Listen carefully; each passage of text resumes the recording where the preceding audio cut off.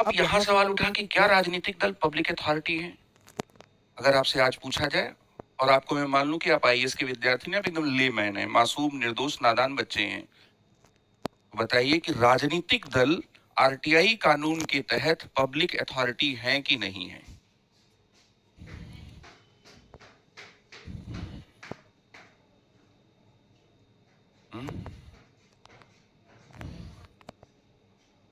आपके द्वंद, आपके असमंजस मुझे अर्जुन से भी बड़े लग रहे हैं और गहरे लग, जैसे महाभारत युद्ध में आप खड़े हैं, दोनों तरफ सेनाएं खड़ी हैं और आप ये पूछ रहे हैं कि युद्ध करूं कि ना करूं।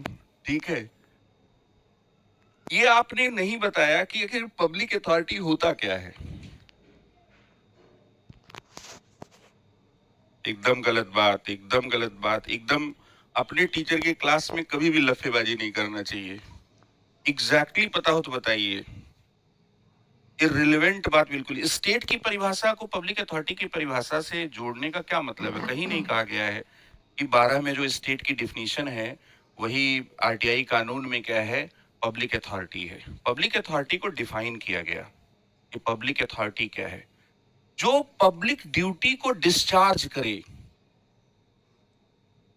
लेकिन उसके पहले एक बात कही गई कि अगर वो इस देश के संविधान से के प्रावधान से बनती है, अगर वो इस देश के संसद के कानून से बनती है, अगर कोई अथॉरिटी इस देश के राज्य विधानमंडल के कानून से बनती है, अगर वह कार्यपालिका के आदेश से बनती है, तो वह पब्लिक अथॉरिटी होगी। इतना ही नहीं, वो पब्लिक ड्यूटी करे।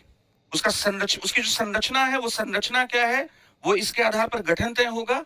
तो कार्यपालिका के आदेश से अगर बनती है तो भी वह क्या है, पब्लिक अथॉरिटी है। अगर वो सबस्टेंशियली फाइनेंस्ड है गवर्नमेंट से, स्टेट से, तो पब्लिक अथॉरिटी है।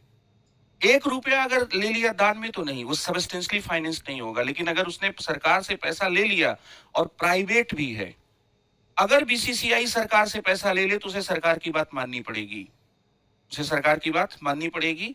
तो जो इसके लिए क्या है, जो सारभूत रूप से वित्त पोषित है, शुद्ध हिंदी का प्रयोग करूं जो वहां पर किया गया है, कि जो सारभूत रूप से वित्त पोषित है वह क्या है, लोक प्राधिकरण है।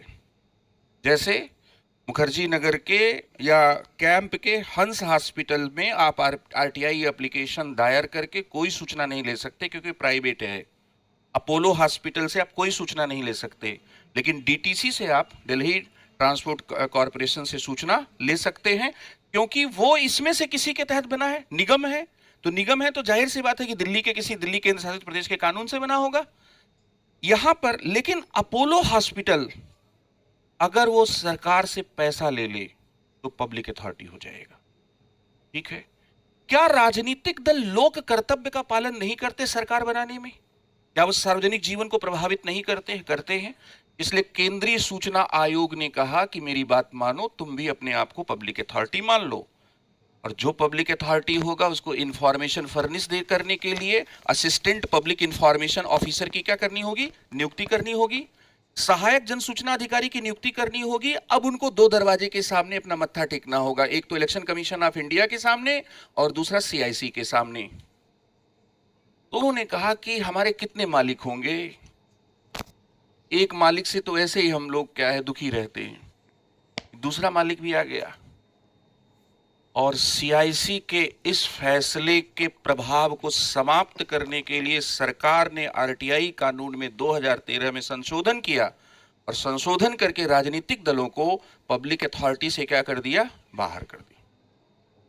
ये किया सरकार ने।